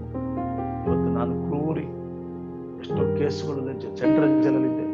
ಅಂತ ಭಯಂಕರವಾದ ಕ್ರೂರಿ ಆತ ನಮ್ಮನ್ನ ಕರ್ತನ ಸೈತಾನ್ ಗುಡಿಗಳಲ್ಲೇ ಹೋಗಿ ರಾತ್ರಿ ಎಲ್ಲ ಕಾಲ ಕಳೆದಿದ್ವಿ ಅಂದ್ರೆ, ಇವತ್ತು ಜೀವವುಳ್ಳ ದೇವ್ರನ್ನ ನಂಬಿದೀಯಾ, ಜೀವವುಳ್ಳ ದೇವ್ರ ಹತ್ರ ಬಂದಿದೀವಿ. ಯಾಕೆ ರಾತ್ರಿ ಎಲ್ಲ ಪ್ರಾರ್ಥನೆ ಮಾಡಬಾರ್ದು? ಇಡೀ ದಿನ ಮಾಡೋದಲ್ಲ, ಯಾವ್ದಾದ್ರು ಒಂದು ವೇಳೆ ಭಾರ ಬಂತು ಅಂದ್ರೆ, ಒಂದು ದೊಡ್ಡ ವಿಷಯ ಭಾರ ಇದೆ ಅಂತಂದ್ರೆ, ಗುಂಪಲ್ಲಿ ಪ್ರಾರ್ಥನೆ ಮಾಡೋದನ್ನ ದೇವರು ಮಾಡಲ್ಲ. ಅಷ್ಟೇ ಗುಟ್ಟು ಹೇಗಿರ್ಬೇಕು ಅಂತ, ತುಂಬಾ ಪ್ರೀತಿ ಮಾಡೋರು ಯಾವತ್ತೂ ರಹಸ್ಯವಾಗಿ ಇರ್ತಾರೆ. ತುಂಬಾ ಪ್ರೀತಿ ಯಾರನ್ನ ಹಂಚ್ಕೊಂಡ್ರೆ ಅವ್ರ ರಹಸ್ಯವಾಗಿ ಇರ್ತಾರೆ. ತುಂಬಾ ಪ್ರೀತಿ ಮಾಡೋರು ನೆನ್ಪಿಟ್ಕೊಳ್ಳಿ, ಯಾರ ಮೇಲೆ ತುಂಬಾ ಅವ್ರು ರಹಸ್ಯವಾಗಿ ಮಾತಾಡ್ತಾರೆ. ಗಂಡೆ ಅಂತಿರ್ಬೋದು, ಅಪ್ಪ ಪ್ರೀತಿಯನ್ನು ಹಂಚ್ಕೋ ಅವ್ರಿಬ್ರ ನೋಡು. ಒಂದು ವೇಳೆ ನೀನ್ ದೇವರ ಮೇಲೆ ತುಂಬಾ ಪ್ರೀತಿಯಾಗಿ ನೀನ್ ಹಂಚ್ಕೊಳ್ಳೋದಾದ್ರೆ, ನಾನು ಹೇಳ್ತೀನಿ, ಒಂದು ರಾತ್ರಿ ಎಲ್ಲ ದೇವ್ರ ಸಂಗಡ ಮಾತಾಡ್ತೀಯ. ಗುಂಪಲ್ಲಿ ಬಂದು ರಾತ್ರಿ ಎಲ್ಲ ಆಲ್ ನೈಟ್ ಪ್ರಯರ್ ಮಾಡೋದ್ನ ನೋ, ನೀನ್ ವೈಯಕ್ತಿಕವಾಗಿ ಯಾವತ್ತು ರಾತ್ರಿ ಎಲ್ಲ ಕಳಿತೀಯೋ. ಅದಕ್ಕೆ ಯಾಕೋಬ ಹೇಳ್ತಾನೆ, ರಾತ್ರಿ ಎಲ್ಲ ಹೋರಾಟ, ಬೆಳಗಿನ ಜಾವದವರೆಗೂ ಯಾಕೋಬನ ಹೋರಾಟ ಮಾಡಿ ನನ್ನನ್ನು ಆಶೀರ್ವದಿಸಿದವರೆಗೂ ನಾನು ಬಿಡಲ್ಲ. ರಾತ್ರಿ ಎಲ್ಲ ಬೆಳಗ್ಗೆ ಆಯ್ತಂತೆ, ಆಗ ದೇವರು ಆಶೀರ್ವದಿಸಿದ್ರು. ಯಾಕೆ? ಹೋರಾಟ ಮಾಡು. ನೋಡಿ, ಸಾಧಾರಣ ಪ್ರಾರ್ಥನೆ ಬೇರೆ, ಹೋರಾಟದ ಪ್ರಾರ್ಥನೆ ಬೇರೆ. ಸಾಧಾರಣ ಪ್ರಾರ್ಥನೆ ಅದು ಕೊಡಪ್ಪ, ಇದು ಕೊಡಪ್ಪ, ಅದು ಮಾಡಪ್ಪ, ಓಕೆ. ಆದ್ರೆ ಹೋರಾಟದ ಬೇಕು. ಹೋಗಿ ಒಬ್ಬ ಸ್ಟ್ರೈಕ್, ಒಬ್ಬ ಸರ್ಕಾರಕ್ಕೆ ಒಬ್ಬ ಮನವಿ ಕೊಡೋದು ಬೇಕೇ ಬೇಕು, ನ್ಯಾಯ ಬೇಕು, ಬೇಕೇ ಬೇಕು, ನ್ಯಾಯ ಬೇಕು. ಆ ರೀತಿಯಾಗಿ ಒಂದು ಹೋರಾಟ ಮಾಡ್ತಾರೆ. ಅವ್ನು ಬೆಂಕಿ ಹಚ್ಕೊಳ್ತಾರೆ, ಒಂದು ವೇಳೆ ಪ್ರಕೃತಿ ದಾನ ಮಾಡ್ತಾರೆ, ಉರುಡು ಸೇವೆ ಮಾಡ್ತಾರೆ. ಯಾಕೆ? ಅದರಿಂದ ಸರ್ಕಾರದಿಂದ ಏನಾದ್ರು ಬರ್ಲಿ ಅಂತ ನಾನು ಹೇಳ್ತೀನಿ. ಭಯಂಕರ ಕಠಿಣವಾಗಿ ಪ್ರಾರ್ಥನೆ ಮಾಡಿದ್ರೆ ದೇವ್ರು ಕೊಡ್ತಾರಂತಲ್ಲ, ನಿನ್ನ ಸಂಬಂಧ. ನಾನು ಹೇಳ್ತೀನಿ, ಹೋರಾಟ ಹೋರಾಟದ ಪ್ರಾರ್ಥನೆ. ನೋಡ್ರಿ, ಯೇಸು ಸ್ವಾಮಿ ಯಾಕೆ ಪ್ರಾರ್ಥನೆ ಮಾಡ್ಬೇಕು? ಗೆತ್ಸೆಮನೆ ತೋಟದಲ್ಲಿ ಹೋರಾಟದಾಗ ರಾತ್ರಿ ಎಲ್ಲ ಯಾಕೆ ಪ್ರಾರ್ಥನೆ ಮಾಡ್ಬೇಕಾಯ್ತು? ಅವ್ರು ಯಾಕೆ ನಮಗೆ ಕಲಿಸ್ಕೊಟ್ರು ಅಂತಂದ್ರೆ, ಮುಂದಾಗುವಂತ ಹೋರಾಟಗಳು, ಮುಂದಾಗುವಂತ ಪ್ರಾಬ್ಲಮ್ಗೋಸ್ಕರ ಇವತ್ತು ರಾತ್ರಿ ನಾವು ಪ್ರಾರ್ಥನೆ ಮಾಡುವಾಗ, ರಾತ್ರಿ ಎಲ್ಲ ಪ್ರಾರ್ಥನೆ ಮಾಡುವಾಗ ದೊಡ್ಡ ಕಾರ್ಯಗಳಿಗೆ ನಮ್ಮ ದೇವರು ಜಯ ಕೊಡ್ತಾರೆ. ರಾತ್ರಿ ಪ್ರಾರ್ಥನೆ ತುಂಬಾ ಇಂಪಾರ್ಟೆಂಟ್. ಯಾರು ತುಂಬಾ ಆತನೊಂದಿಗೆ ಸಂಬಂಧ ಇಟ್ಕೊಳ್ತೀವೋ ಅವ್ರು ಮಾತ್ರನೇ ತನ್ನ ರಾತ್ರಿ ಸಮಯವನ್ನ ದೇವರಿಗೆ ಕೊಡ್ಲಿಕ್ಕೆ ಸಾಧ್ಯ. ದೇವ್ರ ಹತ್ರ ಬಾ. ದೊಡ್ಡ ದೊಡ್ಡ ಕಾರ್ಯಗಳು ನಮ್ಮ ಬಾಳಲ್ಲಿ ಆಗ್ಬೇಕಂದ್ರೆ ನಾವು ಒಂದು ಮಾಡ್ಬೇಕಾಗಿದೆ, ಒಂದು ರಾತ್ರಿ ಎಲ್ಲ ದೇವರಿಗೆ ಕೊಡು. ಯಾಕೆ? ಮುಂಜಾನೆ ಪ್ರಾರ್ಥನೆಯಲ್ಲಿ ಏನಿದೆ, ಸಂಜೆ ಪ್ರಾರ್ಥನೆಯಲ್ಲಿ ಏನಿದೆ, ರಾತ್ರಿ ಎಲ್ಲಾ ಪ್ರಾರ್ಥನೆ. ರಾತ್ರಿ ಎಲ್ಲ ಯಾಕೆ ಪ್ರಾರ್ಥನೆ? 12 ಜನ ಶಿಷ್ಯರನ್ನ ಯೇಸುಸ್ವಾಮಿ ನೇಮಕ ಮಾಡ್ತಾ ಇದ್ದಾರೆ. ಇಡೀ 12 ಜನ ಶಿಷ್ಯರು 12,000 ಜನ ಶಿಷ್ಯರನ್ನು ಇಟ್ಕೊಳ್ಳಿಲ್ಲ, ಬರೀ 12 ಜನ ಶಿಷ್ಯರು ಇಟ್ಕೊಂಡ್ರು. 12 ಜನ ಶಿಷ್ಯರು ಇಡೀ ಪ್ರಪಂಚದಲ್ಲಿ 265 ದೇಶವನ್ನು ಅಲ್ಲಾಡಿಸಿದ್ದಾರೆ. ಇಡೀ 265 ದೇಶ ಪ್ರಪಂಚದಲ್ಲಿದೆ ಅಂತ ನೆನೆಸ್ತೀನಿ. ಅಷ್ಟು ದೇಶಕ್ಕೆ ಬರೀ 12 ಜನ ಶಿಷ್ಯರನ್ನೇ ಸಾಕಂತ ಆಯ್ಕೆ ಮಾಡ್ಕೊಂಡು 12 ಜನ ಶಿಷ್ಯರು ಇಡೀ ಪ್ರಪಂಚದಲ್ಲಿ ಸುವಾರ್ತೆ ಹೋಗಿದೆ. ನಾನು ಹೇಳ್ತೀನಿ, ನಿನ್ನ ಒಂದು ಕೋಲಾರ ಪಟ್ಟಣ, ಇಲ್ಲ ಈ ಕರ್ನಾಟಕ ಪ್ರಾಂತ್ಯ, ನನ್ನ ಭಾರತ ದೇಶಕ್ಕೆ ನಾವು ಒಬ್ಬ ಬಂದ್ರು, ಸ್ವಾಮಿ ನೋಡ್ರಿ, ನಾವು ಸಭೆಯಲ್ಲಿ 100 ಜನ ಇದೀವಿ, ಸಭೆಯಲ್ಲಿ 10 ಜನ ಇದೀವಿ, ಸಭೆಯಲ್ಲಿ 5 ಜನ, ನೀನು ಒಬ್ಬ ಸ್ಟ್ರಾಂಗ್ ಆದ್ರೆ ಕೋಲಾರ ಜಿಲ್ಲೆ ಸ್ವಂತ. ಯಾಕೆ? ನೀನು ರಾತ್ರಿ ಎಲ್ಲ ಪ್ರಾರ್ಥನೆ, ದೇವರೊಂದಿಗೆ ಸಮಯ, ನೀನು ಹೋಗುವಾಗ ದೇವರು ಅವತ್ತಾಗ್ತಿದ್ದ ಕಾರ್ಯಗಳು ಇವತ್ತಾಗ್ತಿಲ್ಲ, ಸಮಯ ಕೊಡ್ತಿಲ್ಲ. ಆದಿ ಅಪೊಸ್ತಲರ ಕಾಲದಲ್ಲಿ ಆಗ್ತಿದ್ದ ಅದ್ಭುತಗಳು ಇವತ್ತಾಗ್ತಿಲ್ಲ, ಸಮಯ ಕೊಡ್ತಿಲ್ಲ. ರಾತ್ರಿ ಎಲ್ಲ ಪ್ರಾರ್ಥನೆ. ಯಾವ್ದಾದ್ರು ಒಂದು ನೇಮಕ ಮಾಡ್ಬೇಕಂದ್ರೆ, ಯಾವ್ದಾದ್ರು ಒಂದು ತೀರ್ಮಾನ ತಗೊಳ್ಬೇಕಂದ್ರೆ, ಯಾವ್ದಾದ್ರು ಒಂದು ದೊಡ್ಡ ಕಾರ್ಯಕ್ಕೆ ಕೈ ಹಾಕ್ಬೇಕಂತಂದ್ರೆ ನಾವು ಒಂದು ಮಾಡ್ಬೇಕಾಗಿರೋದು, ನಾವನ್ನ ನೆನ್ಪಿಟ್ಕೊಳ್ಳಿ, ರಾತ್ರಿ ಎಲ್ಲ ಪ್ರಾರ್ಥನೆ. ಯೇಸುಸ್ವಾಮಿ ರಾತ್ರಿ ಎಲ್ಲ ಪ್ರಾರ್ಥನೆ ಮಾಡಿದ್ರು. ಯಾಕೆ ಮಾಡಿದ್ರು ಅಂತಂದ್ರೆ 12 ಜನ ಶಿಷ್ಯರನ್ನ ನೇಮಕ ಮಾಡ್ತಾರೆ. ನೋಡ್ರಿ, ಯಾವತ್ತು ರಾತ್ರಿ ಎಲ್ಲ ಪ್ರಾರ್ಥನೆ ಮಾಡೋದು ನಾವು ಕಲಿಬೇಕಾಗಿರ್ತದೆ. ಓಕೆ, ಈ ಸಮಯದಲ್ಲಿ ಏಕಾಂತವಾದ ಪ್ರಾರ್ಥನೆಗೆ ನಾವು ಹೋಗೋಣ. ಏಕಾಂತವಾದ ಪ್ರಾರ್ಥನೆ. ಲೋಕದ ಬರೆದ ಸುವಾರ್ತೆ 9ನೇ ಅಧ್ಯಾಯ 18ನೇ ವಚನವನ್ನ ಯಾರಾದ್ರೂ ಒಬ್ರು ಓದೋಣ. ಒಂದಾನೊಂದು ದಿವಸ ಆತನು ಏಕಾಂತವಾಗಿ ಪ್ರಾರ್ಥನೆ ಮಾಡುತ್ತಿರುವಾಗ ಆತನ ಶಿಷ್ಯರು ಆತನ ಸಂಗಡ ಇದ್ದರು. ಆತನು ನನ್ನನ್ನು ಸಾಮಾನ್ಯ ಜನರು ಯಾರು ಅನ್ನುತ್ತಾರೆ ಎಂದು ಅವರನ್ನು ಕೇಳಲು, ಅದಕ್ಕೆ ಅವರು ನಿನ್ನನ್ನು ಸ್ಥಾನಿಕನಾದ ಯೋಹಾನನು ಅನ್ನುತ್ತಾರೆ. ಓಕೆ, ಅದೆಲ್ಲ ನಮಗೆ ಗೊತ್ತು. ಓಕೆ, ಇನ್ನೊಂದು ಸತಿ ಕ್ಲೀನ್ ಆಗುತ್ತೆ. ಫಸ್ಟ್ ಇಂದ ಓದ ಮೊದಲು. ಒಂದಾನೊಂದು ದಿವಸ ಆತನು ಏಕಾಂತವಾಗಿ ಪ್ರಾರ್ಥನೆ ಮಾಡುತ್ತಿರುವಾಗ ಆತನ ಶಿಷ್ಯರು ಆತನ ಸಂಗಡ ಇದ್ದರು. ಸಾಕು. ಯಾಕೆ ಯೇಸುಸ್ವಾಮಿ ಏಕಾಂತವಾಗಿ ಪ್ರಾರ್ಥನೆ ಮಾಡಕ್ ಹೋದ್ರು? ಆ ಏಕಾಂತವಾದ ಪ್ರಾರ್ಥನೆಯಲ್ಲಿ ಏನಿದೆ? ಮೇಲೆ ಹೇಳ್ತೀವಿ, ಪೇತ್ರನು ಯೇಸುವನ್ನು ಕ್ರಿಸ್ತನಿಂದ ಅರಕೆ ಮಾಡಿದ್ದು. ಓಕೆ, ಮತ್ತೆ ಕೆಳಗಡೆ ಇರ್ತದೆ ಯೇಸು ತನ್ನ ಮರಣವನ್ನು ತಿಳಿಸಿದ್ದು. ಯಾಕೆ ಏಕಾಂತವಾದ ಪ್ರಾರ್ಥನೆ ನಮಗೆ ಅವಶ್ಯಕತೆ? ಯಾಕೆ ಸ್ವಾಮಿ ಏಕಾಂತವಾದ ಪ್ರಾರ್ಥನೆ ಮಾಡಿದ್ರು? ಓಕೆ, ಏಕಾಂತವಾದ ಪ್ರಾರ್ಥನೆ ಯಾಕೆ ಸ್ವಾಮಿ ಮಾಡಿದ್ರು? ಏಕಾಂತವಾದ ಪ್ರಾರ್ಥನೆ ನಾನು ನಿಮ್ಗೆ ಯಾಕೆ ಏಕಾಂತವಾದ ಪ್ರಾರ್ಥನೆ ಮಾಡಿದೆ? ಏಕಾಂತವಾದ ಪ್ರಾರ್ಥನೆ ಯಾಕೆ ಮಾಡ್ಬೇಕಂದ್ರೆ ಶಿಷ್ಯರ ಹತ್ರ ತನ್ನ ರಹಸ್ಯಗಳನ್ನ ಸ್ವಾಮಿ ತಿಳ್ಕೊಳ್ತಾ ಇದ್ದಾರೆ. ಏಕಾಂತವಾಗಿ ಯಾವ ವ್ಯಕ್ತಿ ಪ್ರಾರ್ಥನೆ ಮಾಡ್ತಾನೋ ಅವರಿಗೆ ಸತ್ಯಾರ್ಥಗಳನ್ನ, ಗುಡಾರ್ಥಗಳನ್ನ ನನ್ನ ದೇವರು ತಿಳಿಸೋನಾಗಿರ್ತಾನೆ. ಏಕಾಂತವಾದ ಪ್ರಾರ್ಥನೆ ನಾವು ಎಷ್ಟು ದಿವಸ ಮಾಡಲ್ವೋ, ಯಾವ ಬೈಬಲ್ ಅಲ್ಲಾಗ್ಲಿ, ಸತ್ಯಾರ್ಥವನ್ನಾಗ್ಲಿ, ಪ್ರಕಟಣೆಗಳನ್ನಾಗ್ಲಿ, ಪ್ರವಾದನೆಗಳನ್ನಾಗ್ಲಿ ದೇವರು ತಿಳಿಸ್ತಾನೆ. ಚಾನ್ಸ್ ಇಲ್ಲ. ನೀನು ಯಾವಾಗ ಏಕಾಂತವಾಗಿ ನಾವು ಪ್ರಾರ್ಥನೆ ಮಾಡ್ಲಿಕ್ಕೆ ಹೋಗ್ತೀವೋ ಆಗ ರಹಸ್ಯಗಳನ್ನು ನಾವು ದೇವರು ತಿಳಿಸ್ತಾನೆ. ಅದಕ್ಕೆ ಪೇತ್ರನ ಕರೆದಿರ್ತಾನೆ, ನನ್ನನ್ನು ಏನಂತಾರೆ ರಹಸ್ಯಗಳನ್ನು ತಿಳ್ಕೊಳ್ತಾರೆ. ಏನನ್ನು ಕುರಿತಾಗಿ ತೆರೆ ಏನ್ ಮಾಡು, ಒಂದೊಂದು ರಹಸ್ಯಗಳು ಒಳಗಿರೋದು ಹೊರಗಡೆ ಬರ್ತದೆ. ಮರಣವನ್ನು ಮುಂತಿಳಿಸಿದ್ರು, ಮರಣದ ಮುಂದೆ ಆಗುವಂತ ಕಾರ್ಯಗಳು. ಏಕಾಂತವಾದ ಪ್ರಾರ್ಥನೆ ಅಷ್ಟು ಸುಲಭ ಅಲ್ಲ. ಇವತ್ತು ನೀನು ಏಕಾಂತವಾದ ಪ್ರಾರ್ಥನೆ ಮಾಡಿದ್ರೆ ನನ್ನ ದೇವರಿಗೆ ಮುಂದಾಗುವಂತ ಮರಣಗಳಾಗ್ಲಿ, ಮುಂದಾಗುವಂತ ಅನಾಹುತಗಳಾಗ್ಲಿ, ಮುಂದಾಗುವಂತ ಘಟನೆಗಳನ್ನ ಏಕಾಂತ ಪ್ರಾರ್ಥನೆ ದೇವರು ತಿಳಿಸ್ತಾರೆ. ಏಕಾಂತವಾದ ಪ್ರಾರ್ಥನೆಯಲ್ಲಿ ನಾನು ಹೇಳ್ತೀನಿ, ಯಾವ ವ್ಯಕ್ತಿ ಇರ್ತಾನೋ ಅವರಿಗೆ ರಹಸ್ಯಗಳನ್ನ ನನ್ನ ದೇವರು ತಿಳಿಸಕ್ಕೆ ಇಷ್ಟಪಡ್ತಾರೆ. ಏಕಾಂತವಾಗಿ ಯಾರು ದೇವರ ಸಮ್ಮುಖದಲ್ಲಿ ಪ್ರಾರ್ಥನೆ ಮಾಡ್ಲಿಕ್ಕೆ ಹೋಗ್ತಾರೋ ಅವರಿಗೆ ನನ್ನ ದೇವರು ರಹಸ್ಯಗಳನ್ನ ತಿಳಿಸ್ತಾರೆ, ಮುಂದಾಗುವಂತ ಕಾರ್ಯಗಳನ್ನು ತಿಳಿಸ್ತಾರೆ, ಮುಂದಾಗುವಂತ ಮರಣದ ಕುರಿತಾಗಿ ಮಾತಾಡ್ತಾರೆ ಇಲ್ಲಿ. ಅದಕ್ಕೆ ಏಕಾಂತವಾಗಿದ್ದಾರೆ ಅವರು. ಏಕಾಂತವಾದ ಪ್ರಾರ್ಥನೆ ಶಿಷ್ಯರಲ್ಲಿದ್ದಾರೆ. ಆಗ ಶಿಷ್ಯರ ಸಂಗಡ ಮಾತಾಡ್ತಾರೆ, ನನ್ನನೇನಂತಾರೆ. ಅದಕ್ಕೆ ಮರಣದ ಕುರಿತಾಗಿ ಮಾತಾಡ್ತಾರೆ. ಅದು ಅಲ್ಲಿರುವಂತ ರಹಸ್ಯಗಳು ಗೊತ್ತಾಗ್ತದೆ. ಏಕಾಂತವಾದ ಪ್ರಾರ್ಥನೆ ಮಾಡಬೇಕಾದ್ರೆ ನೀನ್ ಯಾರು, ನನ್ನ ಸ್ವಭಾವಗಳೇನು, ನನ್ನಲ್ಲಿ ಏನಂತಾರೆ, ನಾನು ಏನಾಗಿದ್ದೀನಿ, ನಾನು ಏನಾಗ್ಬೇಕು, ಎಲ್ಲವನ್ನ ದೇವರು ಬದಲಾಯಿಸುವಂತ ಶಕ್ತಿ ಆ ಏಕಾಂತವಾದ ಪ್ರಾರ್ಥನೆಗಿದೆ ಪ್ರಿಯರೇ. ಆ ಏಕಾಂತವಾದ ಪ್ರಾರ್ಥನೆ ಸಾಧಾರಣ ನೆನೆಸ್ಬೇಡ. ಏಕಾಂತವಾದ ಪ್ರಾರ್ಥನೆ ಏಕಾಂತವಾಗಿ ಹುಡುಗ ಹುಡುಗಿ ಜೊತೆಗೋ ಇಲ್ಲಾಂದ್ರೆ ಗಂಡ ಹೆಂಡತಿ ಜೊತೆಗೋ ಏಕಾಂತವಾಗಿ ಗುಪ್ತವಾಗಿ ತುಂಬಾ ಇಷ್ಟಪಟ್ಟು ಮಾತಾಡ್ತಾರೆ. ಕಾರಣ ಯಾಕಂತಂದ್ರೆ ಏಕಾಂತವಾಗಿ ಯಾಕೆ ಅವ್ರು ಮಾತಾಡ್ತಾರೆ, ಸಪ್ರೇಟ್ ಆಗಿ ಮಾತಾಡ್ತಾರೆ, ಅವ್ರು ಒಬ್ಬರೇ ಮಾತಾಡ್ತಾರೆ ಅಂತಂದ್ರೆ ಅವರ ಗುಟ್ಟುಗಳನ್ನೆಲ್ಲ ತಿಳ್ಕೊಳ್ಳೋಕೋಸ್ಕರ. ನೋಡ್ರಿ, ಏಕಾಂತವಾಗಿ ಸಪ್ರೇಟೇ ಮಾತಾಡ್ತಾರೆ. ಇವ್ರು ಎಲ್ಲಿ ದೂರ ಹೋಗಿ ಮಾತಾಡ್ತಾರೆ. ಯಾರಾದ್ರೂ ಫೋನ್ ಬಂದ್ರೆ ಇವ್ರು ಗೊತ್ತಾಗ್ಬಾರ್ದು ದೂರ ಹೋಗಿ ಮಾತಾಡ್ತಾರೆ. ಕಾರಣ ಯಾಕಂತಂದ್ರೆ ಆ ರಹಸ್ಯಗಳನ್ನು ತಿಳ್ಕೊಳ್ಳೋದಕ್ಕೋಸ್ಕರ. ಸಿಂಪಲ್. ನೀನು ನಾನು ಏಕಾಂತವಾಗಿ ಹೋಗಿ ಪ್ರಾರ್ಥನೆ ಮಾಡಕ್ಕೆ ಏನಾರ ಪ್ರಾರಂಭ ಮಾಡಿದ್ರೆ ದೇವರ ರಹಸ್ಯಗಳನ್ನ, ನಿಧಿ ನಿಕ್ಷೇಪಗಳನ್ನ, ವರಗಳನ್ನ ನನ್ನ ದೇವರು ನಿನ್ನ ಒಳಗಡೆ ತುಂಬಿಸ್ತಾರೆ. ಮುಂದಾಗುವಂತ ಅನಾಹುತಗಳ ಬಗ್ಗೆ, ಮುಂದಾಗುವಂತ ಘಟನೆಗಳನ್ನ ಏಕಾಂತವಾಗಿ ಪ್ರಾರ್ಥನೆ ಮಾಡೋ ಗೊತ್ತುಗಳ ಬಗ್ಗೆ ನನ್ನ ದೇವರ ಆತ್ಮ ಬಲ ತಿಳಿಸ್ತಾರೆ. ಏಕಾಂತವಾದ ಪ್ರಾರ್ಥನೆ ಯಾವ ವ್ಯಕ್ತಿ ಇರ್ತಾನೋ ಅವನು ಯಾವತ್ತು ಸೋತೋಗ ಚಾನ್ಸ್ ಇಲ್ಲ. ಏಕಾಂತವಾದ ಪ್ರಾರ್ಥನೆ ಆತ್ಮಿಕ ಜೀವಿತದಲ್ಲಿ ಬಲವಾಗಿ ಬೇರುಗಳು ಒಳಗೋಗಿ ಆ ಮರ ಎಂತ ಬಿರುಗಾಳಿ ಬಂದ್ರು, ಎಂತ ಮಳೆ ಬಂದ್ರು ಆ ಮರ ಅಳ್ಳಾಡಕ್ ಚಾನ್ಸ ಇಲ್ಲ.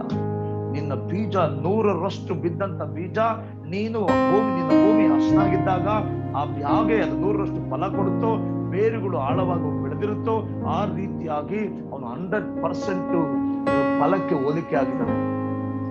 ಏಕಾಂತವಾದ ಪ್ರಾರ್ಥನೆ ತುಂಬಾ ಅವಶ್ಯಕತೆ. ಏಕಾಂತವಾಗಿ ಯಾಕೆ ಮಾತಾಡ್ತಾಳೆ ಅವಳ ಜೊತೆಗೆ ಅವನು ಅಂದ್ರೆ, ಏಕಾಂತವಾಗಿ ಸಪ್ರೇಟ್ ಆಗಿ ಯಾಕೆ ಅವನ ಜೊತೆ ಮಾತಾಡ್ತಾನೆ ಅವನು ಅಂದ್ರೆ, ಅವರಿಬ್ರು ರಹಸ್ಯ ಗೊತ್ತಾಗಲಿ ಅವ್ರು ತಿಳ್ಕೊಳ್ಳೋಕೋಸ್ಕರ ರಹಸ್ಯವಾಗಿ ಮಾತಾಡ್ತಾರೆ. ದೇವರ ರಹಸ್ಯವನ್ನ, ಮುಂದಾಗುವಂತ ಘಟನೆಗಳನ್ನ, ಪ್ರವಾದನೆಗಳನ್ನ, ಒಂದ್ ವೇಳೆ ದೇವರ ಗುಟ್ಟುಗಳನ್ನ, ಬೈಬಲ್ ನಡೆಯುವಂತ ಕಾರ್ಯಗಳನ್ನ ನೀನು ನಾನು ತಿಳ್ಕೊಳ್ಬೇಕಂದ್ರೆ ಏಕಾಂತವಾದ ಪ್ರಾರ್ಥನೆ ನಿನಗೂ ನನಗೂ ಅವಶ್ಯಕತೆ.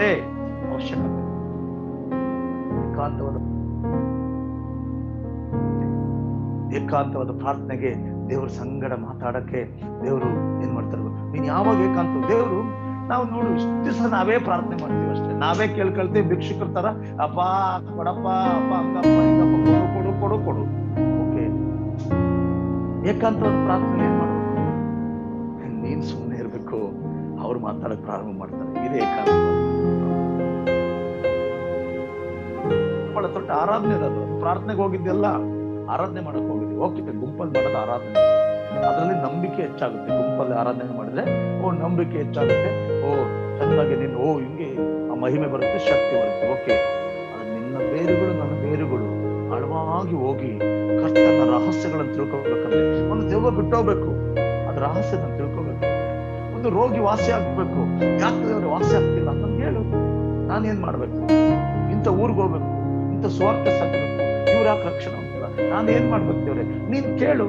ನಾವೇ ಮಾತಾಡಿ ಕೇಳಿದ್ರೆ ಹೊತ್ತು ದೇವ್ರು ಮಾತಾಡೋದು ನಾವು ಕೇಳಿಲ್ಲ. ಆ ದೇವ್ರು ಏಕಾಂತವಾದ ಪ್ರಾರ್ಥನೆ ಅಂತಂದ್ರೆ ಅವ್ರು ಮಾತಾಡೋದನ್ನ ನಾವು ಕೇಳಬೇಕು. ದೇವ್ರ ಸಮ್ಮುಖದಲ್ಲಿ ಕೂತ್ಕೊಳ್ಬೇಕು.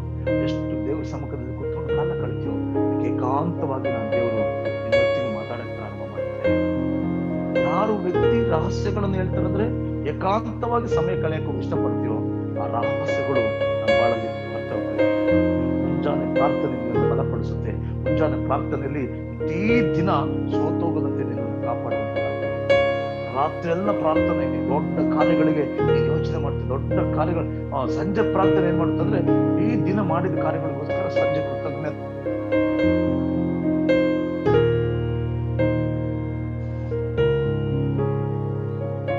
ಕೇಳಿಸ್ತಾ ಇದೆಯಾ ಪಾಸ್ಟರ್? ಎಸ್. ಓಕೆ, ಮುಂಜಾನೆ ಸಂಜೆ ಪ್ರಾರ್ಥನೆ ಏನಕ್ಕಪ್ಪ ಸಂಜೆ ಕೃತಜ್ಞತೆ, ಮತ್ತೆ ರಾತ್ರಿ ಎಲ್ಲ ಪ್ರಾರ್ಥನೆ. ಯಾವ್ದಾದ್ರು ದೊಡ್ಡ ಕೆಲಸ, ದೊಡ್ಡ ಕಾರ್ಯಗಳನ್ನು ಮಾಡ್ಬೇಕಂದ್ರೆ ದೇವರೊಟ್ಟಿಗೆ ರಾತ್ರಿ ಎಲ್ಲ ಹೋರಾಡು, ರಾತ್ರಿ ಎಲ್ಲ ಪ್ರಾರ್ಥನೆ ಮಾಡು. ದೇವ್ರ ರಾತ್ರಿ ಎಲ್ಲ ಪ್ರಾರ್ಥನೆ ಮಾಡೋದು ಕಲ್ಸ್ಕೊಟ್ರು.